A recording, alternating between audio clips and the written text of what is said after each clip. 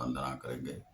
श्री गुरु चरण सरोज रज निज मन मुकुर सुधार, वर्णो रघुवर विमल सूर्योदय प्रचार, बुद्धिहीन तनु जानिके सुमिरो पवन कुमार, बल बुद्धि विद्या देहु मोहि हरहु कलेश विकार। श्री हनुमान जी को प्रणाम है, नमन है। वक्रतुंड महाकाय सूर्यकोटि समप्रभा, निर्विघ्नं कुरु मे सर्व कार्येषु सर्वदा। ओम जयंती जय मंगला काली भद्रकाली कपालिनी दुर्गा क्षमा सदा लक्ष्मी नमस्ते स्वाहा।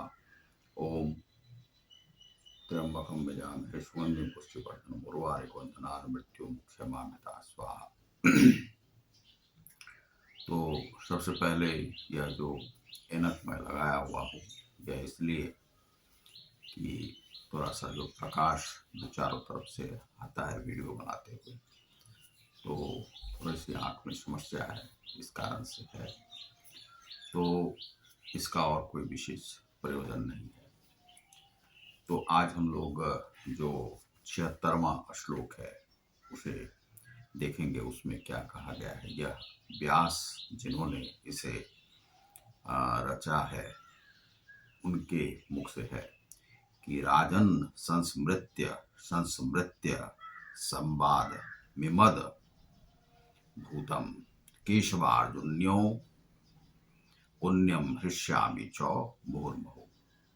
हे राजन, जब मैं कृष्ण तथा अर्जुन के मध्य हुई इस आश्चर्यजनक तथा पवित्र वार्ता का बारंबार स्मरण करता हूं तो मैं आह्लादित और प्रसन्न चित्त हो जाता हूं। दूसरा 77वां श्लोक है, तंच संस्मृत्य रूप मत्य प्रहदभूतम हरे विस्मयो मे महाराजन हृष्यामि च पुनः पुनः। हे राजन, भगवान कृष्ण के अद्भुत रूप का स्मरण करते ही मैं अधिकाधिक आश्चर्यचकित होता हूं और पुनः पुनः हर्षित होता हूं। व्यास ने जब यह संवाद अर्जुन और कृष्ण संवाद सुना तो यह आह्लादित होने जैसा ही प्रसंग था, इसलिए क्योंकि यहाँ पर ज्ञान का चक्षु खुल जाता है। वही योग के माध्यम से ज्ञान का चक्षु आपका खुल जाता है। जीवन में जितना भी संशय होता है वह मिट जाता है, संशय कोई भी नहीं रहता है। और किसी भी व्यक्ति के जीवन में यह केवल संवाद सुनने से आत्म साक्षात्कार हो जाए, जीवन मरण और यह सृष्टि की जो रचना है उसके बारे में उसे ज्ञात हो जाए कि जन्म क्या है, मृत्यु क्या है, काल क्या है, महाकाल क्या है और कैसे काल ग्रसित करता है जीवन को, और ये 84 लाख योनि में कैसे लोग आए हैं, कैसे लोग जाते हैं, कौन सा जीव है, कितने जीव हैं, कितने प्रकार के जीव हैं। और यह जो संवाद है, यह जो ज्ञान के चक्षु से जो श्री कृष्ण ने प्राप्त किया और श्री कृष्ण ने बताया कि हम ब्रह्मास्मि, मैं ही ब्रह्म हूँ और इसी प्रकार से तुम भी ब्रह्म हो सकते हो, यह जो ज्ञान श्री व्यास जी को मिला है उससे वे आह्लादित हो जाते हैं और उन्हें भी लगा है कि हम योग के माध्यम से इस जीवन मरण के जो इस सीमा को हम तार सकते हैं, इसके पार जा सकते हैं। और यही उनके आह्लादित होने का कारण है। यह मनुष्य योनि के लिए भी यह आह्लादित होने जैसा कारण है कि यह योग की संरचना हो जाती है, क्योंकि श्यामाचरण लाहिरी महाशय ने इसे योग के माध्यम से ही देखा है, संघर्ष के माध्यम से नहीं देखा है। वे संघर्ष को नहीं मानते हैं और वे मानते हैं कि जीवन में यह जो कुरुक्षेत्र है, यह जन्म के साथ ही इस कुरुक्षेत्र का उदय होता है और इस कुरुक्षेत्र का हृदय में जो है हमेशा बुद्धि में यह चलते रहता है कि आप जब भी कोई कार्य करते हैं तो संघर्षरत रहते हैं और उस संघर्ष से मुक्ति पाने के लिए योग का माध्यम है, साधन का माध्यम है और ईश्वरवत आप जाकर के आप स्वयं को जान सकते हैं, आत्म साक्षात्कार। लेकिन आत्म साक्षात्कार के लिए बहुत सारे ऐसे लोग हैं जो परेशान रहते हैं। बहुत सारे लोग ऐसे हैं जो कि गुरु बनने की क्रिया में लगे रहते हैं, लेकिन उनका जीवन व्यर्थ चला जाता है।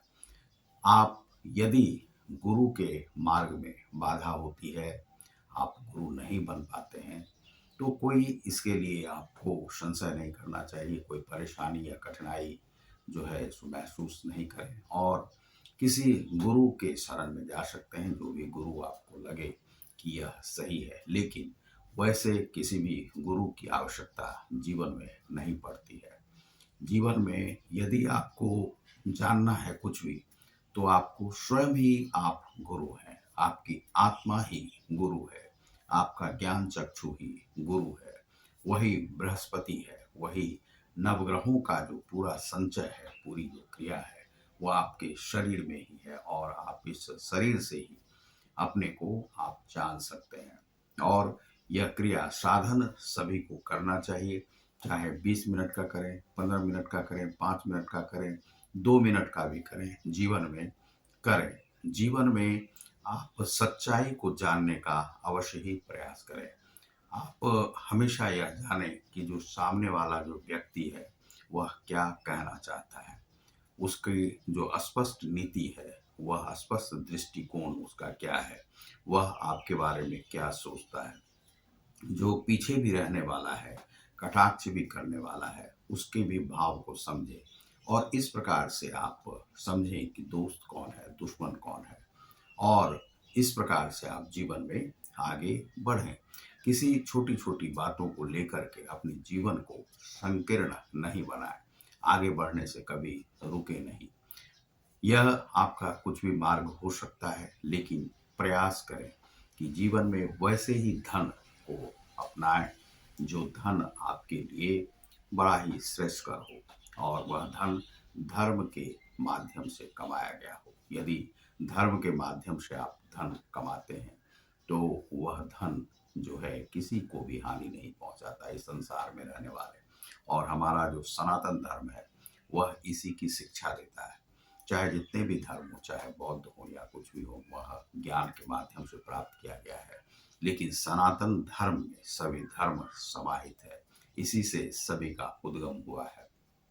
तो कुछ लोग जो विकृति के मार्ग पे चले गए, वे दूसरे दूसरे धर्मों को अपना लिया। लेकिन सनातन धर्म में क्या है कि यह सभी धर्मों का उद्गम स्थल है।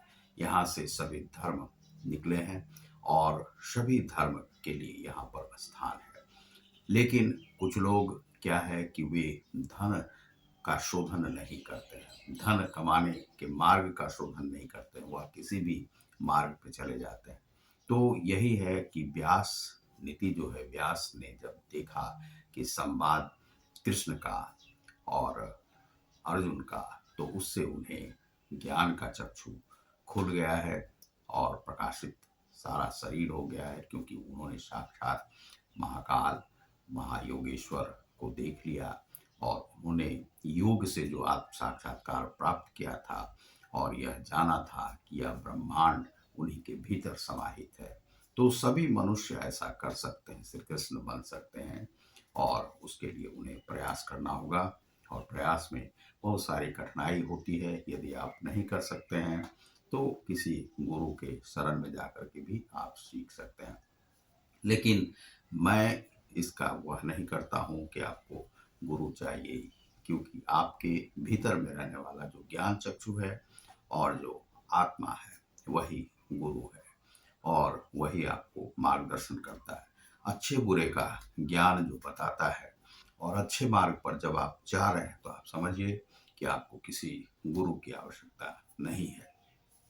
आप जो अच्छी अच्छी पुस्तकें हैं, धर्म ग्रंथ हैं, उनका भी पाठ करके आप गुरु को जान सकते हैं। कई बार क्या होता है कि गुरु नहीं मिल पाते हैं, क्योंकि गुरु आपको बता भी नहीं पाते, केवल मंत्र दिया छोड़ दिया। तो यह जो है गुरु का कर्म नहीं है। गुरु वैसा ही सही है जो आपका परिमार्जन करे, परिष्करण करे। तो आप देख रहे हैं ग्लोबल योग गीता को। बहुत बहुत धन्यवाद। नमस्कार।